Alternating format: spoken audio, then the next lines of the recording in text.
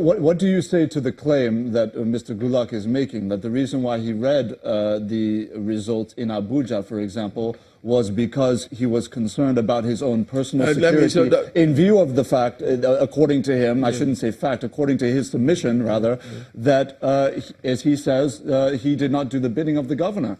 Okay, these things are very clear. First and foremost, the fact that I'm happy he admitted to the fact that he announced results in Abuja without agents of any of the aspirants, without even the presence of the aspirants themselves, without INEC monitors, without the police, without SSS who are going to write reports about the process. So that takes everything he has said and his process and throws it into the dustbin of negative arrangement in this country.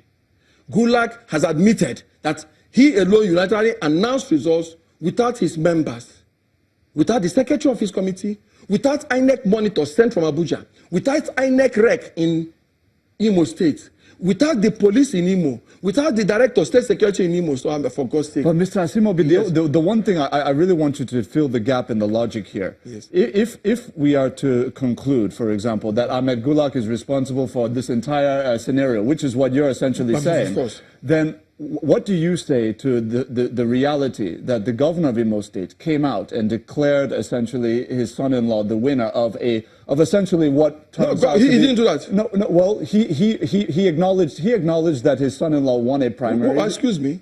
After the committee, the video is there.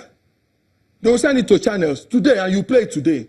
The governor did not do that. He only came to government. He came in front of government house at about 5 o'clock yesterday to announce to his appointees in celebration that he was happy that Uche Nwosu has won. No, this is exactly my point. About 5 o'clock. Mr. Asimobi, we are saying the same thing. Yes. If that happened, yes, what I'm saying is it not a reflection that there's a problem, that the governor didn't come out to say, for example, Mr. Ahmed Gulak has conducted a troublesome process and therefore the process should be cancelled. He didn't say so. No, he now declared essentially. No, he did not declare. You're missing the point. That's semantics. Yes. He agreed to the idea that Uche Nwosu had won a primary. Now, I'm asking you, in view of all of these problems that we have now talked about, can you say that Uche Nwosu won a free and fair and credible primary? No, can I say this to you? I don't know why you would like me to talk and talk and talk. I'm very clear on it. National Working Committee of the party has taken a position that the result sheets that were used by the chairman of the panel, so in support of 2 or 3 members, and the secretary of the panel is with the signature of 7 other members, 8 out of 12, that the result sheets they used were both fake. You understand? And I agree with the national chairman that they were both fake. My brother, most times people want to paint the governor in bad light. We were witnesses. Channels was beaming every day when we were having our congresses. Senator Nassau took result sheets with Senator Ini Okoli, and they disappeared with result sheets. It became a matter. Afterwards, the same gangster arrangement. By the evening, they announced that there was no result. In the morning, no, let me finish. In the morning, they came and announced that Congress is held. We challenged it in court. Court looked at, and Fair High Court said there was nothing like that. It was a nullity. Mr. Asimobi, yes. What I've not heard very clearly from you is what is the basis for the agreement that there was a victory for Uche Nwosu in this process? Oh no! By the time the governor made that statement, he was not aware that the results sheet that was used by the secretary and 7 members, as declared by national chairman, was fake. It was in the night that chairman announced it, and we were all shocked because we were already celebrating Uche's victory because the process went on smoothly. INEC witnessed it, police witnessed it, SSS witnessed Uche's election yesterday from 6:37 in the morning till 3 o'clock when it was announced at the state secretariat and not in Hope Uzodimba's house in Maitama. They announced results in front of all these people. Now, the national chairman came back after visiting the State House. At the State House here, announced in the night that the result sheets were fake. And I've given you how it happened and how the committee members saw result sheets with the chairman, and they insisted that they should give it to the secretary. Mr. Asimobi, unfortunately, we've run out of time. I have some more questions, but I cannot ask them at this time. We're going to close the segment, and I thank you for coming on this morning. Thank you, my brother. I have been speaking with Mr. Steve Asimobi, the Special Advisor to the Imo State Governor, Rochas Okorocha, on electoral matters. At this juncture, I now throw it over to our Lagos studio, where Chamberlain is standing by. Well, yes, indeed. Thank you, Aju. So you heard Mr. Asimobi, how he clarified some of those things. You don't disagree with him, do you? No, totally don't disagree with him. They don't even add up. But let us take one instance. Mr. Gulak, according to him, came to Imo State with an agenda. And the agenda is to ensure that the son-in-law of the governor did not win the primary. Let us assume that is correct. Why would the same Mr. Gulak use a fake result sheet to enter a result and sign the same result and release the same result in the national headquarters of the party when he actually wanted someone else to win? It doesn't add up. And then why would the same Mr. Gulak leave fake result sheets in his hotel room when he's leaving the hotel? It doesn't add up. It doesn't make sense.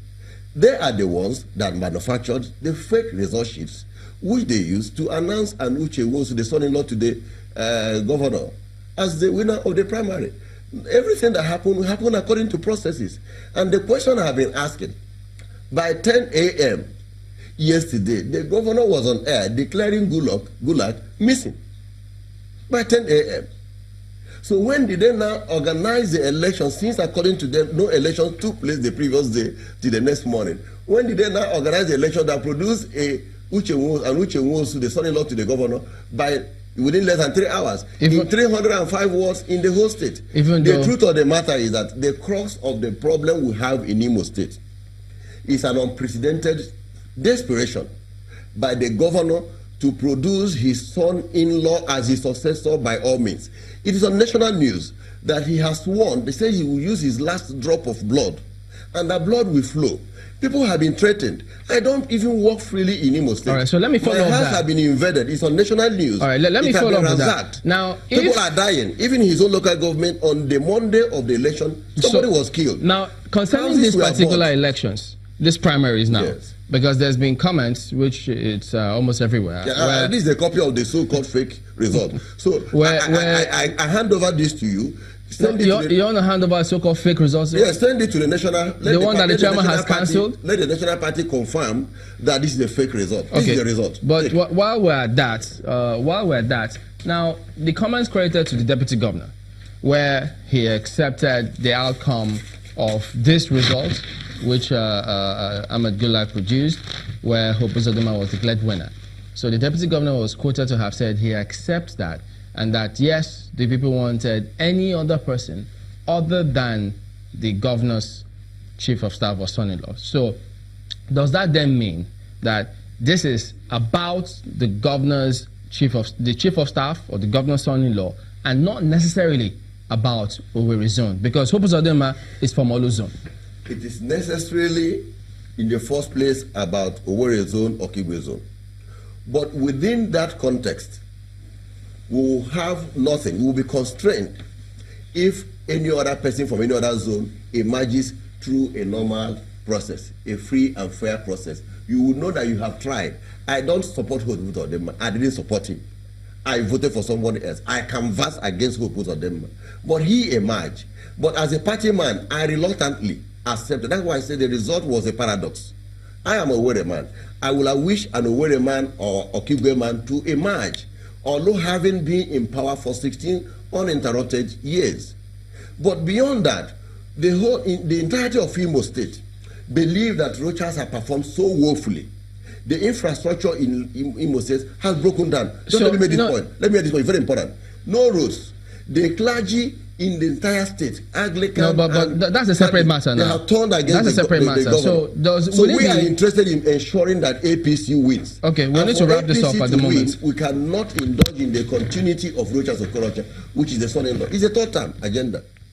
Okay, and it is wrong for him to say blood will flow. A governor has been quoted to say blood will flow. We need to work at the point, because there are those who have the impression that it's all about the chief of staff, not necessarily those from Owerri zone, because that's what is playing out now. But you have spoken about that. Yeah, no, it's all about the continuity and the impunity with which he wants to impose his son-in-law. All right. So, Ekechi, thank you very much indeed for coming on this morning.